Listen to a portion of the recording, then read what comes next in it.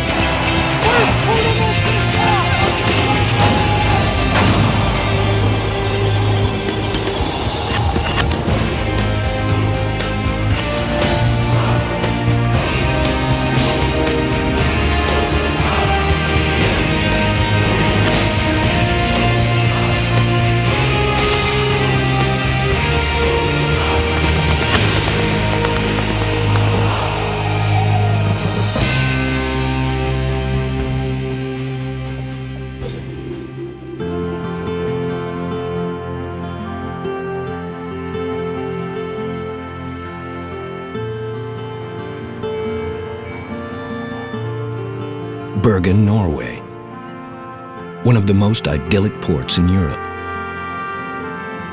People come from all around the globe to drink in her old world charm, culture, and Scandinavian beauty. This is a place of rest and relaxation. Young Canadian sailors also enjoy the port. One of the true benefits of being in the Navy is getting to see the world. These are crew from Her Majesty's Canadian submarine Brook.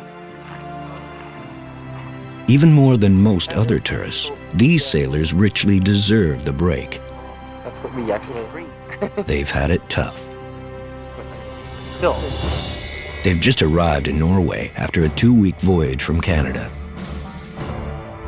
Totally submerged. Without sunlight, fresh air, or a horizon. For 2 weeks. Time ashore is their oxygen, keeping their sanity in check. H.M.C.S. Brook has come to Norway to test its skills, to train its crew. But it also has another special mission: to test a select group of officers. Officers who may someday command their own submarine.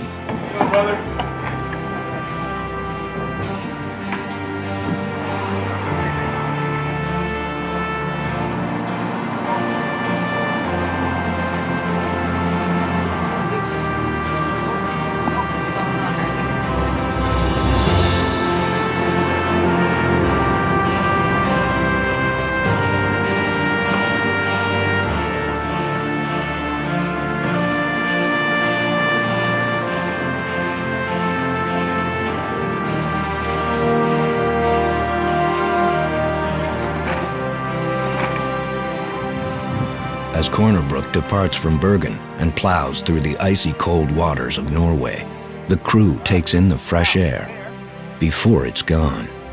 For the next 10 days, they'll be sealed below deck, in tight quarters, with few showers and little fresh air. Once at sea, preparations are made to dive. The first dive.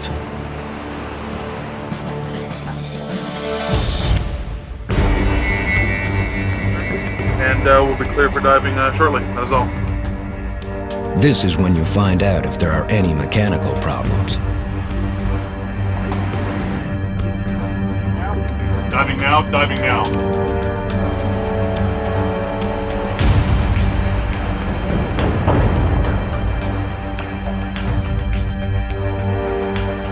Master flood and drain valve shut. Search check, airspace drain down, emergency flap valve shut. Shut 3-2 Belcat. Shut 3-2 Belcat.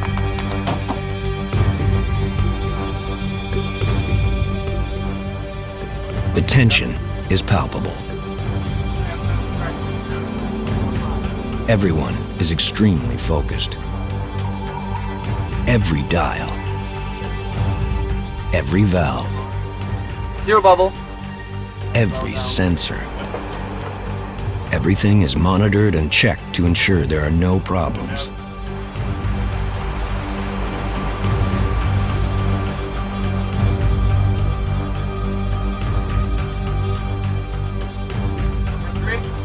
Problems during the dive can be fatal.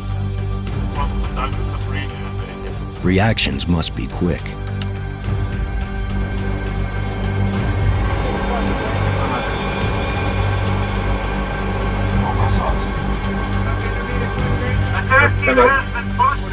But all is well. It's a good sub with a professional crew. Either vent. Once the submarine has been safely secured for sea, it's time to get down to business.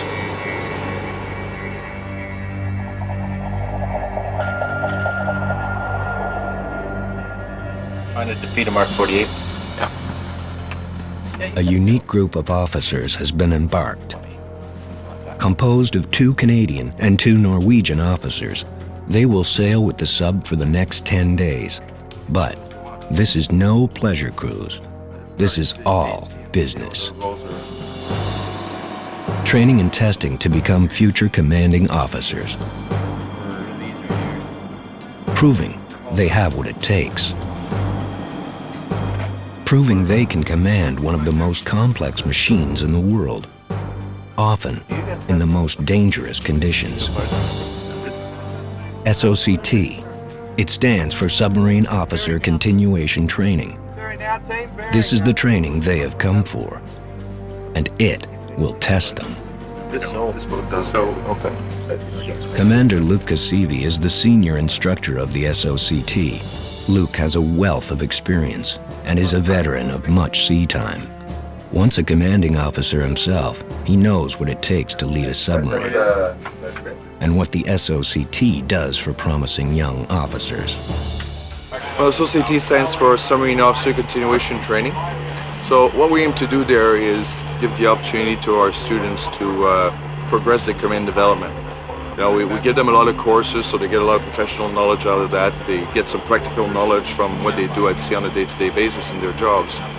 But they're busy with other jobs. So what we try to is take them out of that environment for a short period, expose them to command level things, and develop their character, risk assessment, their abilities, and stress management level, etc. So that they can get a taste and get a better appreciation of what personal aspect they need to work on to prepare themselves for command.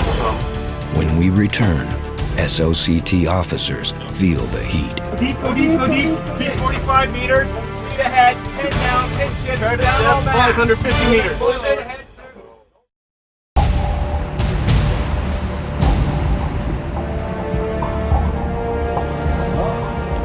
Precision, stealth. These are the basic principles of intelligence gathering. Like snipers on a battlefield, submariners are far more than shooters. They are one of the best platforms for gathering intelligence. They sneak in, take photos, video, even deploy Special Forces troops. But it takes skill and an enormous amount of teamwork. Okay, so what we have here is teamwork, and what we have is acoustic information coming in from the sonar guys. We have EW equipment coming in from the radar/EW guys. We have visual information coming from the periscope, and in an effort for command to get their information they need, we process the information. Next to me on my left is our command display console operator, and he's basically the guy that drives the whole thing. He processes the information to give a picture of a time versus sparing, to give us all the contacts that are around us, be they on the surface or on the subsurface, so that we can tell what's in and around us and what we're interested in and what we're not interested in. all of it a team effort, all of it going to command for whatever platform we're using this vessel for. So it's always a big team effort, and it can get pretty exciting. They have to be good, Port 15. Well, because often they are hunted.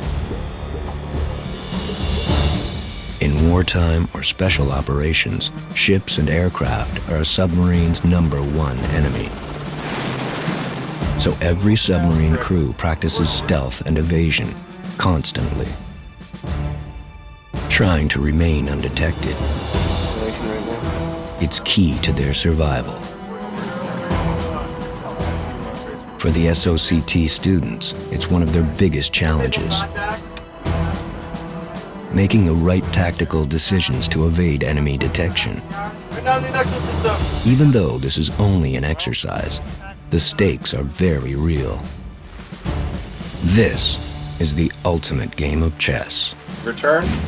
And Lieutenant Commander Alex Koyman is an experienced and knowledgeable submariner. He recently spent 2 years on exchange with the Dutch submarine force. for the matrix. Koyman is an SOCT student with high hopes to command his own sub. Today, he is tested. A menacing helicopter keeps coming in and out of range. Down. I'm visual during that all-around look. 24,000 yards. Koyman takes command to gather intelligence on a ship. He needs to get in close, but he must remain undetected. 5 down. 29 meters. 3 up.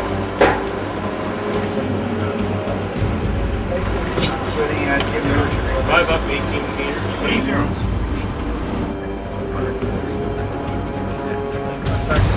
You're now currently getting away from us? Yes. He's opening. Okay. So we're gonna catch him.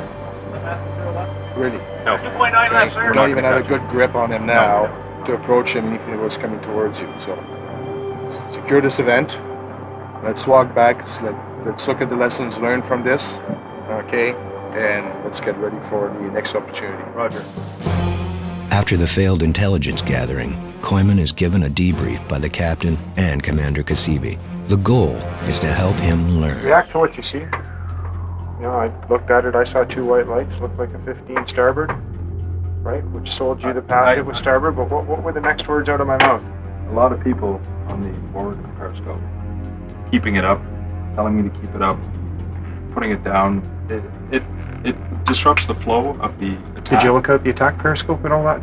I did switch to the attack periscope. And did you see why I was looking out the search periscope very quickly? Visibility is less through the attack periscope. Significantly. But when you okay. You'd have to fight through it. Roger. Okay, you gotta fight through it. Captain's gotta be happy with the safety. Okay, and when the picture gets confusing, especially we'll try to get a look to be able to point you in the path and try to rectify the confusion. Okay, there's a vessel out there. Unless there's anything else, let's go have a look. Let's take positive charge, and let's perform this one better. Right. Okay, go. Take AC. Casey?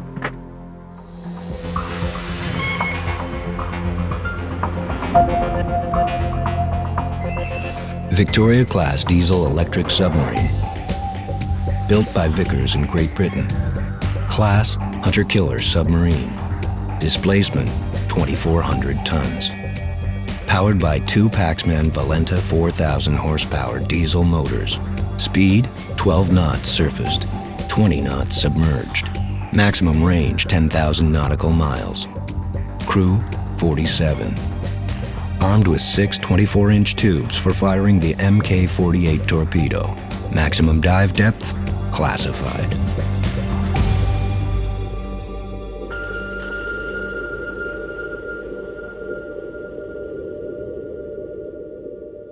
We know less about the ocean than we do about space.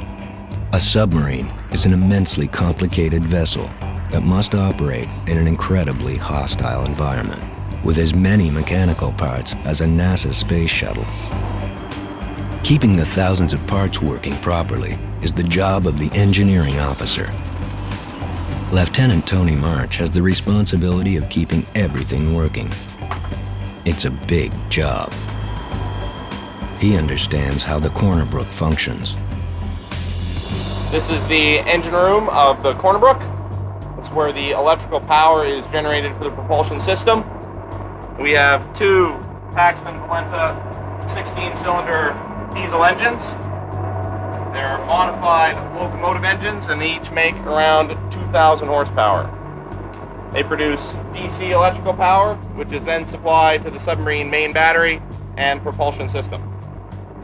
Operating in one of the harshest environments on Earth, every submariner has to be familiar with literally hundreds of valves that may be critical to submarine safety, such as this emergency blow control valve, which will put high pressure air into the main ballast tanks and surface the submarine in an emergency.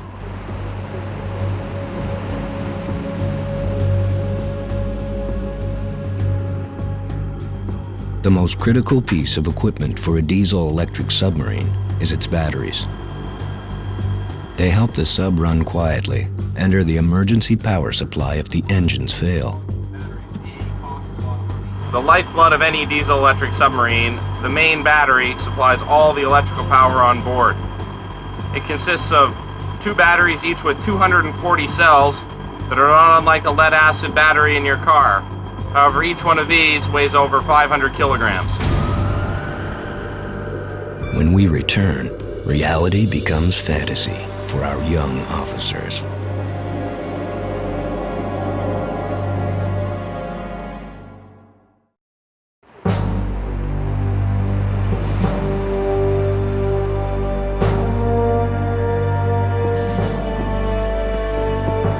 Welcome to the operation of image gathering of Fatter Lighthouse. The classification is confidential. Mission: Corner Brook is tasked to conduct an intelligence, surveillance, reconnaissance, and monitoring patrol off the coast of Norway. The SOCT students aren't the only ones being tested on this voyage. Several aspiring sailors also want to qualify as submariners. And the estimated time of arrival. But the standards are high.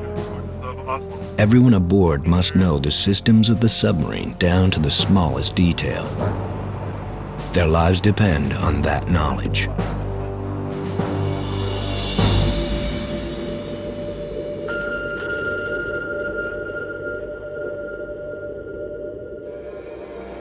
That 12 minutes. 12 minutes. Down. Take the pictures early and start to egress out, leaving track 02 astern of us. BINT. This is the acronym for Basic Intelligence Gathering Mission. Gathering intelligence is a key function of submarines.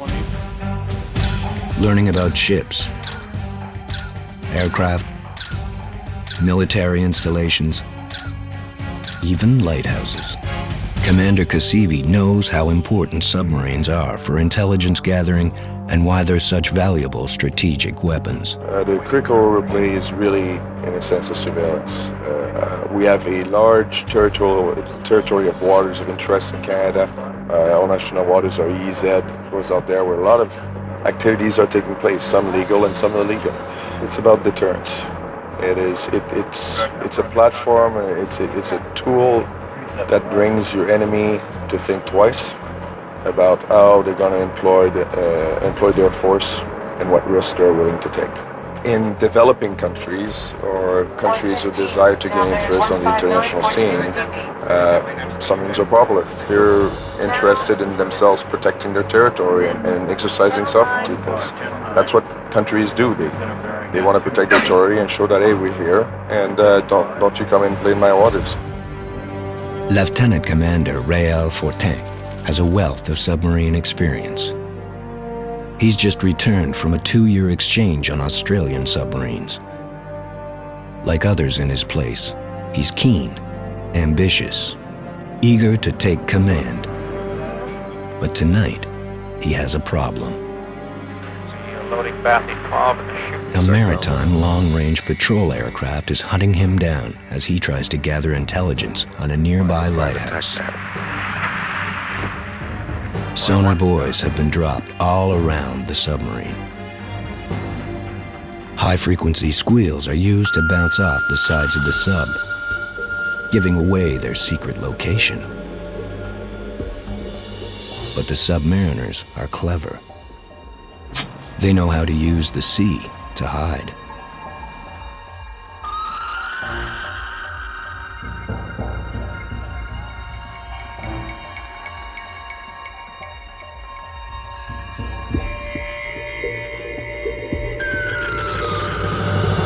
It's up to Fortin to prove he can tactically evade the aircraft that hunts them. There's my 3 contacts. Right, just pass through with that. We do have 2 contacts on the bearing, down the very close bearing. Head revolution 45. Realize you have a plan. Okay, it's good to keep a Charlotte with you. A Charlotte with you for those things. Make sure if you ace or your team doesn't back you up. Everybody all around look. Raise attack all around look. Down. Somebody turn the heat up. Raise attack. 2 pictures of Burma showing. Should be. Should be. Take. Take. Disengage. Down. All right, team. We managed to get the 2 takes. Success. They have evaded sonobuoys dropped by the aircraft and simultaneously gathered covert photographs of installations. How do they go undetected? Lieutenant Commander Fortin explains. We have to try to decide whether or not he's got us, because if he's got us, it's a totally different reaction for us. But if we think, for example, that he does have us, but he doesn't, and then we make a fast move to try to get away from it, there's a good chance we'll give ourselves away if he didn't have us in the first place. Diesel electrics, obviously right now we're on battery power only, so all we're dealing with is just an electric motor, and things can happen extremely fast. So it's all about who has the first sniff, and conversely, defending yourself is avoiding anybody getting you first. When we return, we learn about the history of submarines.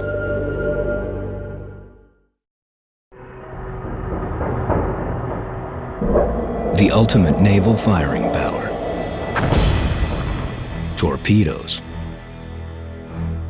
The greatest threat a submarine poses to enemy forces is their ability to sink ships and submarines.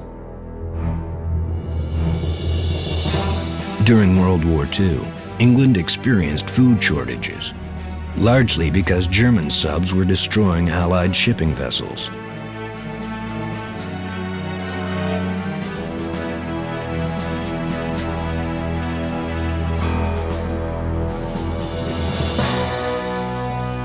During the Cold War, the Russians realized the sub's strategic value and then went on to build an enormous fleet of submarines. Today, submarines remain critical to a nation's defense. Stand by to fire, 2-tube at track 7-1, tactic 5. Stand by to fire, 2-tube at track 7-1.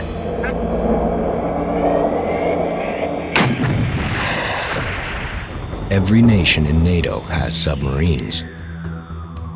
Submarine sinking ships is an obvious role. It's very graphic, it's very vivid. The other side of submarine operations, there's liaison with special forces. Here in Canada, you guys have your pathfinders. In Australia, we have the Special Air Service. Probably the principal other role of submarines, really, though, is what we call intelligence, surveillance, and reconnaissance, ISR. What that essentially means is spying, and that's a key role in submarines, and a highly classified one. WC, ship patrol, fire salvo water shot from 3 and 6-2. Fire water shot. Should H.M.C.S. Brook ever have to fire a torpedo in anger, this is what it would look like. Every submariner hopes this will never have to be.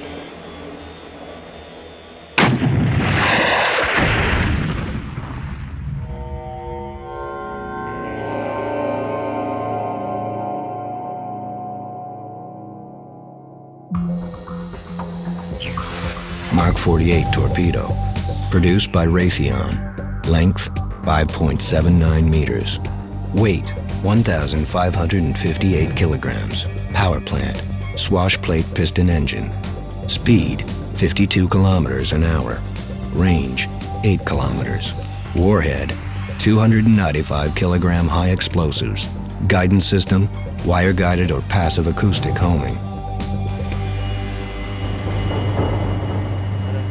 Submariners are tough.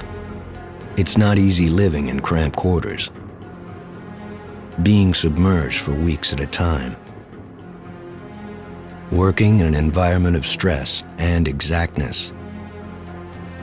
But those who do it love it. CPA ties in with your solution range.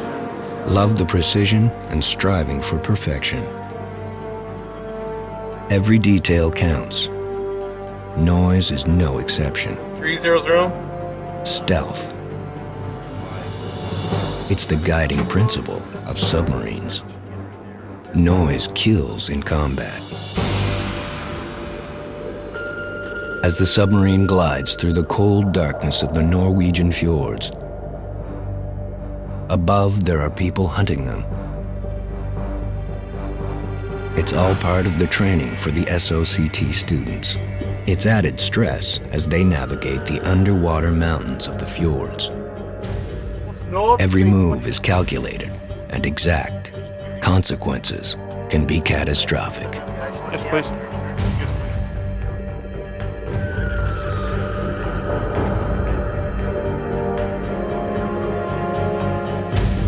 Sir, for Commander Kasibi, we have a bentable contact. Is he happy to close up, or does he want to continue on with his lecture? I will not give up a bent opportunity. Let's go. Roger that. And you'll find that all the bearing curves and stuff like that, it all looks the same. Exercises and training continue. Every SOCT student gets a chance to command under the watchful eyes of the CO and instructors. We'll do a round up, one time, then There is no yelling, all round up, visual fix, raise search. no cursing, only quiet professionalism. It's a hallmark of Submariners. Yet stress is everywhere. Lieutenant Espen Johnson has been serving in Norwegian submarines for several years. He knows the fjords like the back of his hand and hopes to have command of his own sub in the very near future. 7 up. 8 up. 10 up. 53 meters, 10 up.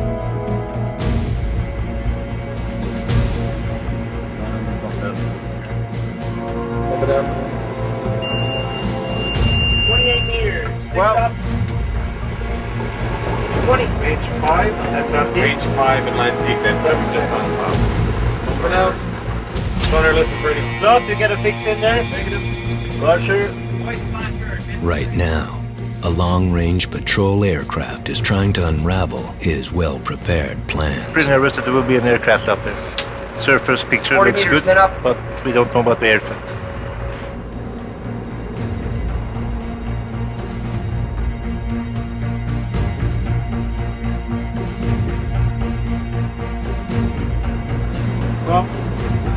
Voice flash down, feet, no bearing. 10 down. Credit at 330. Roger 330. The change plan a little bit, or? Not the way I wanted.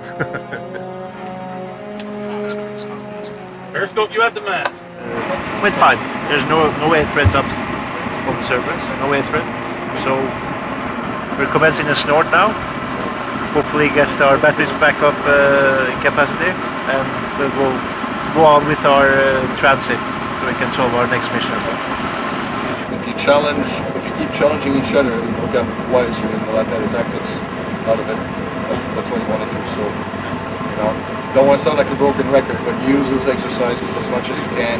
Take notes and feed that to the community, because that's gold.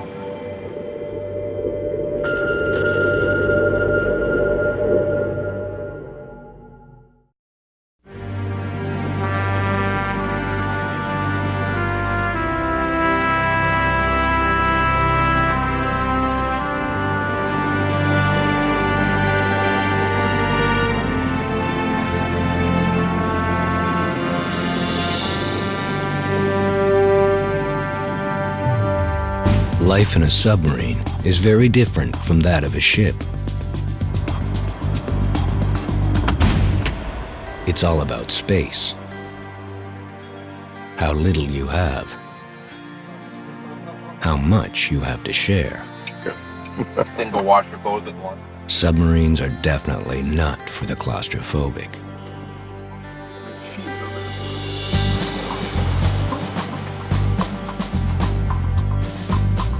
Two of the most popular people on board a submarine, the cooks. These two people can do a lot for morale. Okay, well tonight's Thursday night. We got a very good night. It's called steak night. Every once a week we got this going on the boat. Everybody's waiting for this night because it's a morale booster. When you're gone for 2.5 months or 2 weeks or whatever, the only thing you're waiting for is the food, right? Because then you got nothing else better to do. So that's what it is. We're the morale booster on board. That's what we are. On board the boat, after a while, you get bored. There's not much to do because actually when you're under the water, well, we can't watch TV. There's no satellite, there's no cable. Sure, we got a couple of games, something like that, but after a while, I mean, what's best before you go to bed or when you get up to have a nice hot meals, right? That's what it is. That's what it's all about. Come in. Oh, yeah. There we are. Thank you. Popsicles and ice cream are some of the most important treats to a submariner. It's the little things that make a difference. Want some ice cream here? Sweet. All right. 2 defeated new operators. 2 aggression time. They're the best kind. Don't tell us. Doesn't matter where you go in the world, ice cream is good. Leading seaman Jules Stahl is used to these living spaces and how palatial they are. Welcome to the submarine bathroom. It has all the amenities of home. It has our toilet located aft, our garbage can, our own shower fitted with our own sink, and 2 sinks outside for 2 other people so they can brush their teeth or shave in the morning. From time to time, when we have enough water on board, we're allowed to shower. Now, a 4-minute shower takes 20 minutes because you have to ensure the space is totally dry before you can leave. Now, if you follow me, we'll continue on to where I sleep. Well, here's my bunk. It's not much space, but I call it home.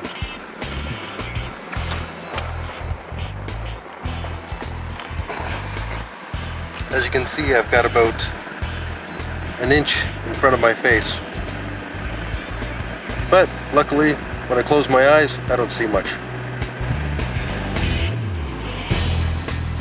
Accommodations are tight, but the crew still has fun. Everyone will tell you, one of the main reasons they like being a submariner, camaraderie.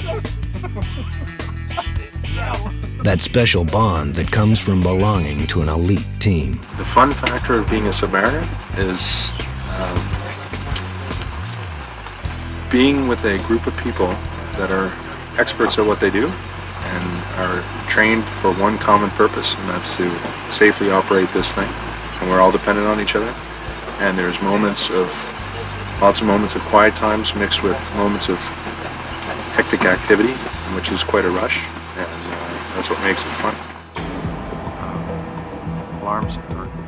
For Lieutenant Commander Al Koyman, this is an important briefing. Captain, gentlemen, welcome to the brief for the dive transit around Stored Island, which will be taking place tomorrow morning, commencing in this area at 0630, finishing by going up. He has to plan a complicated passage and avoid detection. Expect to enter the navigationally constrained area? Navigationally constrained area will be at 0600, sir. Is that enough to take a boarding action?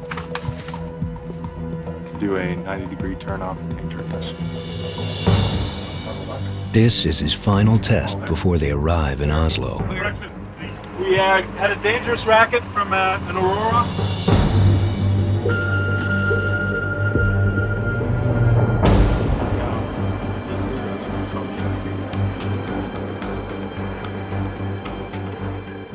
Koyman has done his work well, avoided detection, and kept the sub safe through the underwater canyons. He has passed this test and proven his abilities. Fire, fire, fire, fire in the engine room! When we return, every sailor's nightmare: fire at sea.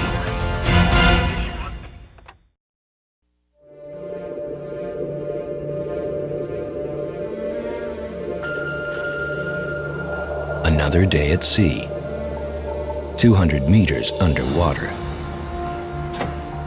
As the Brook cruises deep within the Norwegian fjords, a danger lurks. One that has killed before and can kill again.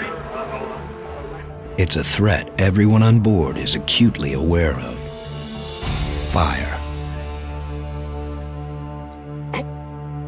A fire at sea is every sailor's biggest concern.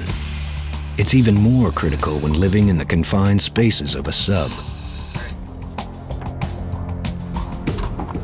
Fire in a sub can fill the entire boat with thick, choking black smoke in less than a minute. Emergency breathing apparatus hang throughout the submarine. All right, at this point, you got to get through 35 bulkhead. So more than likely there'll be somebody standing on the other side. You're going to let them know that you need to fleet through 35 bulkhead. Okay. And to find your coupling. You have to fleet through. I have to fleet through 35 bulkhead. All right, I have a coupling here for you. You have a coupling? When you're ready, hand me your hose. They practice Yell it. and drill.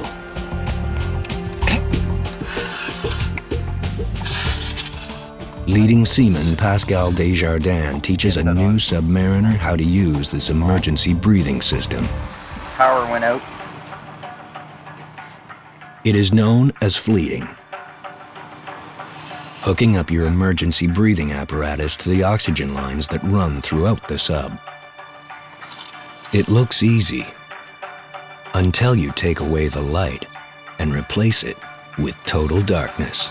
All right, what I want you to do is start fleeting towards 35 bulkhead. Yeah. Then, everything changes.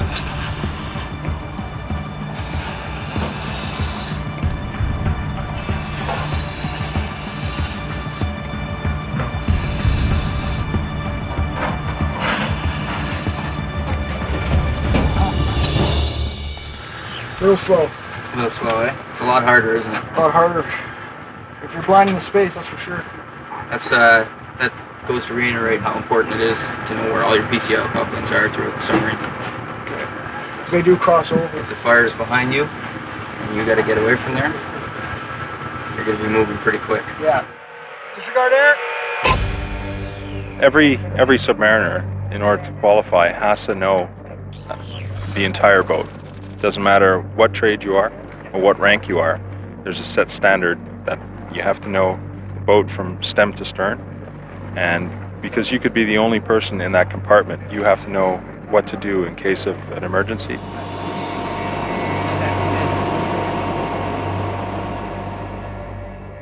Drills. Everyone hates them. But they're a necessary evil. Instinctively knowing what to do in an emergency will save lives. Fire, fire, fire, fire in the engine room! Fire, fire, fire, fire in the engine room! Minerva alarm, Minerva alarm, Minerva alarm in the engine room. Report to investigate, report to ship control.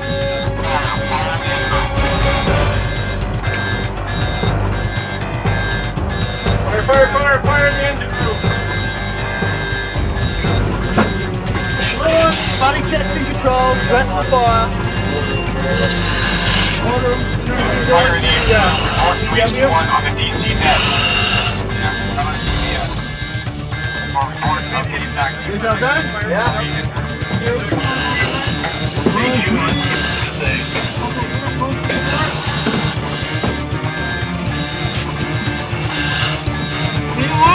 There's been some foam put in the belt. We're going to go in and look for hot spots.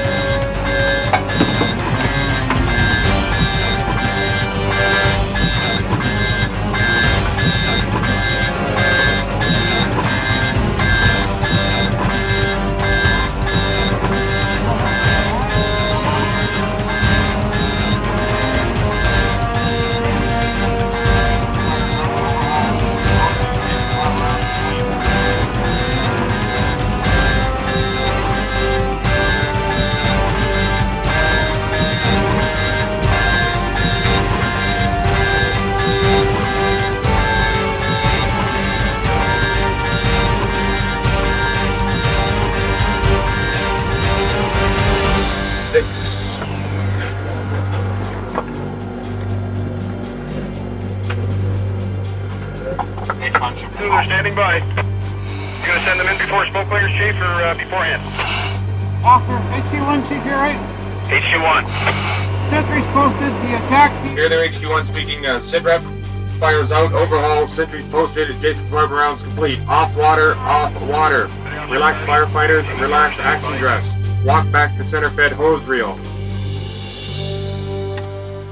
Though it was just an exercise, this training is critical.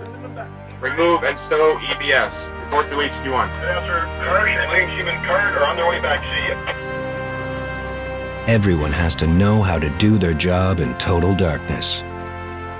Together, their lives depend on it.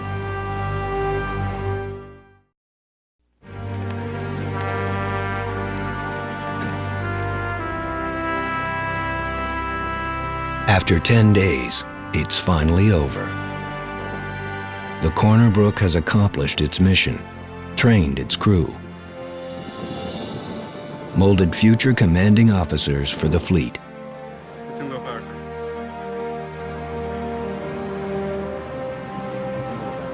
The SOCT students worked hard, overcame stress. Now they're ready for the next step, command. The crew prepares for the next port visit, Oslo, Norway. Here the crew will have nearly a week ashore. Time to blow off steam, to take a much-needed shower, to sleep, to take in the sights and sounds of Norway.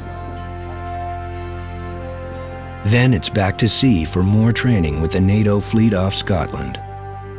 You have to be dedicated to getting the best out of your people, demand high standards, make sure your team perform at their peak level when you need them, but at the same time give them the chance to manage themselves and cycle themselves through rest and operational cycles so that when you need to go in and you need to do your operations, that you have a peak performing team. The course was tough, but above all, passion for their work remains. The reason I joined Submarines in the first place is because it's always been, I consider, the elite of the Navy. In the same way that to what the Marines is to an American soldier equivalent, we are to the Navy. It's always been where the best of the best go as far as that goes. So it's always been something more of a challenge and something better to strive for. Yeah, it was challenging because we were operating in waters that are not familiar to us, with traffic that's foreign to us, smaller vessels than off the coast of North America. The challenges were doing the math at sea with these type of vessels. It's a lot smaller numbers than we're used to, and I think once we got into it the first day or two, it became a lot easier, and I think it went well after that. Yeah, you have to have a passion. There's no black or white. You either love it or you can't stand it. There's not a lot of people on board that do it just for having a job. You either have to really enjoy it because of the conditions we work under, or you try something else. So the people that are here and sail tend to have a great passion for what they do. I guess if there's something that symbolises who we are and what we do, the dolphins, which is the emblem that we wear, we all have it on our uniforms, is probably one thing that stands out. We're very proud to wear our dolphins, and any country you go to where there are dolphin wearers, that's a common bond that we all share.